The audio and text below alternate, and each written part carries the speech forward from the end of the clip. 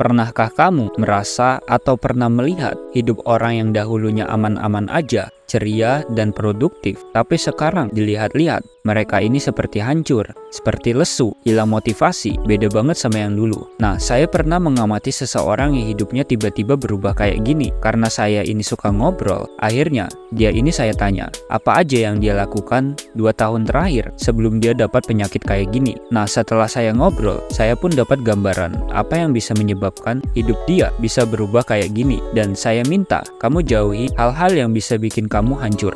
Nomor 1, bangun tidur sesuka hatimu. Kamu bangun tidur saat orang-orang udah mulai beraktivitas, bekerja, dan semacamnya. Dengan kamu bangun sesuka hatimu, menghindari bangun pagi, seakan-akan kamu ini ingin menghindari diri dari beraktivitas. Kamu ini bangunnya siang, dan lebih buruknya lagi saat bangun itu, kamu nggak membereskan kamar tidurmu, nggak membereskan kasurmu. Akhirnya, kamarmu jadi berantakan, ditambah lagi, kamu males mandi, lalu keluar kamar dengan keadaan mood atau perasaan yang lagi buruk. Padahal kalau kamu mau memulai beres-beres kasurmu, pergi mandi, dan sarapan, itu bisa bikin mood kamu jadi bagus dan menaikkan produktivitas kamu sepanjang hari.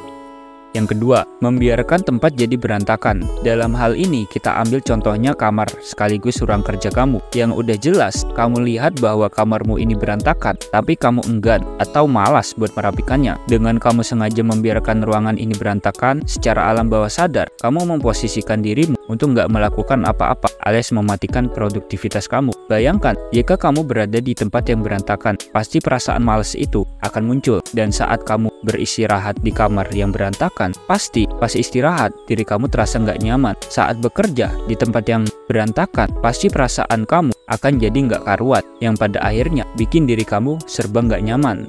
Yang ketiga, menunda-nunda. Saat kamu punya rencana atau list kegiatan, misalnya mau beresin dapur, mau jemur baju, mau belajar, mau berolahraga, dan sebagainya, tapi kamu nggak segera melakukannya. Yang ada dalam pikiranmu, nanti ajalah, baru juga bangun. Tahu, nanti ajalah, nunggu agak siangan sedikit. Lalu kamu nunggu dirimu jadi mood dulu, yang pada akhirnya nggak kamu lakukan sama sekali.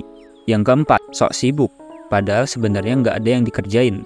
Misalnya, kamu itu berniat membaca buku atau belajar. Kamu ambil buku, kamu buka, udah gitu aja. Tapi saat kamu buka buku, ternyata buku itu nggak kamu baca, nggak kamu pelajari. Yang terjadi hanyalah sekedar buka buku. Tapi saat buka buku, sebenarnya kamu itu sambil buka sosmed juga. Kamu ngelakuin ini hanya untuk menunjukkan ke orang rumah bahwa diri kamu ini lagi sibuk, lagi produktif. Yang ujung-ujungnya, kamu nggak menghasilkan apapun karena kamu males-malesan bukain medsos. Yang kelima, menunggu kesempatan. Nggak mau aktif mencari sesuatu atau kesempatan dalam hal karir, bisnis, dan pergaulan. Contohnya, kamu itu anak orang kaya. Ayahmu ini adalah orang yang kaya, yang punya modal buat bukain usahamu. Meski sudah ditawari, dan kamu tahu ini bakal bagus, tapi kamu nggak mau buat memulainya. Yang kamu mau adalah, tiba-tiba ayahmu ini ngajak kamu ngobrol.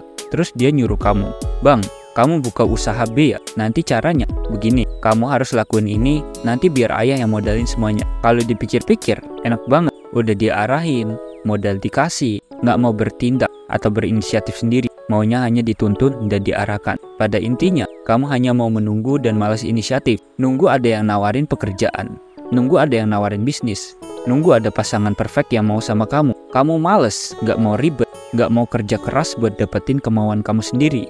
Yang keenam, selalu nolak. Temanmu ngajak main, kamu tolak.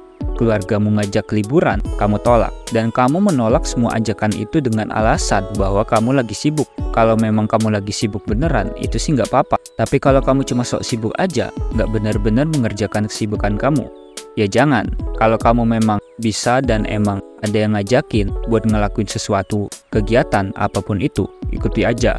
Misalnya, bos kamu nyuruh buat mimpin rapat penting, lalu kamu menolak dengan ribuan alasan yang kamu punya, dan setiap ada tawaran selalu kamu tolak. Lama-kelamaan orang bakal males sama kamu, males buat ngasih kamu kesempatan lagi, males buat ngajakin kamu lagi, dan akhirnya kamu jadi kehilangan kesempatan yang bisa aja itu berharga buat kamu ke depannya.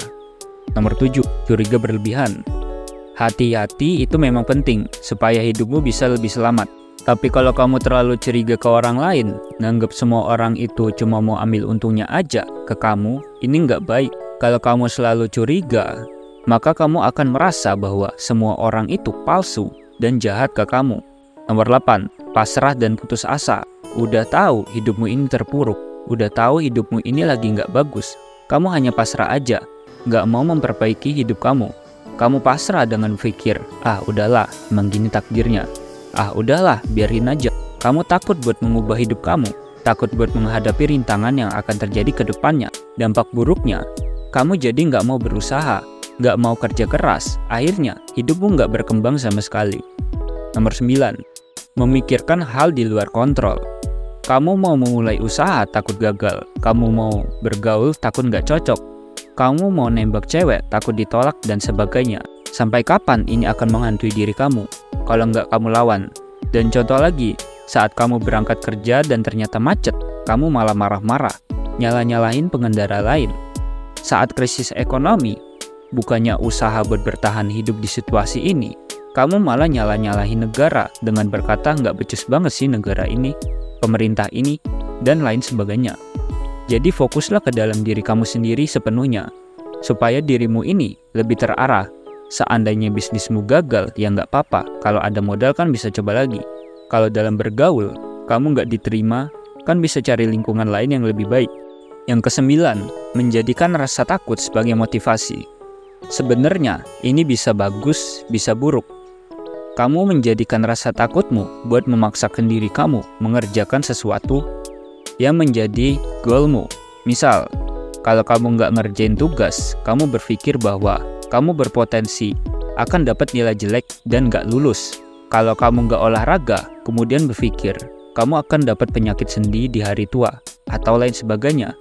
Percaya nggak percaya, secara bawah sadar, kamu menanamkan mindset bahwa seakan-akan duniamu ini akan hancur kalau kamu nggak disiplin sama ketetapan yang telah kamu rencanakan. Ini bagus, tapi kalau terlalu sering, kamu jadi nggak punya waktu untuk menikmati hidup ini. Jadi gunakanlah seperlunya. Yang ke-11, stay di zona nyaman. Kalau cuma mau ngelakuin hal yang bikin kamu senang aja, bikin kamu nyaman aja, saat ketemu rintangan yang bikin kamu nggak nyaman, kamu akan menghindar. Kamu hanya mau ngelakuin hal-hal yang bikin kamu nyaman, hal yang udah pernah kamu lakuin sebelumnya. Kalau ini diteruskan, hidupmu jadi nggak berkembang. Kamu tidak akan mendapatkan pandangan baru yang mungkin baik buat kamu ke depannya.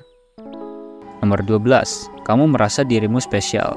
Kamu terlalu percaya bahwa dirimu ini spesial dan istimewa. Kalau kamu melihat orang lain sukses, kamu merasa orang itu nggak layak buat sukses. Kamu menganggap bahwa yang layak sukses hanyalah dirimu. Yang ke-13, berjudi. Berjudi bikin kamu hancur, bahkan hancur lebur. Saya nggak mau panjang lebar tentang hal ini. Intinya, jauh-jauhilah namanya berjudi itu. Yang ke-14, tidak melihat realita atau kenyataan sebenarnya. Kamu membayangkan bahwa semua masalahmu ini akan hilang, padahal kamu nggak ngelakuin apapun, dan kamu hanya berfantasi aja. Waktu dan tenagamu habis buat berhayal. Seharusnya kamu pakai buat bertindak, buat menyelesaikan masalah hidupmu ini. Oke, ingat, pesan saya buat berhati-hati sama 14 hal yang saya sebutkan tadi. Semoga kamu selalu kuat menghadapi hidup ini.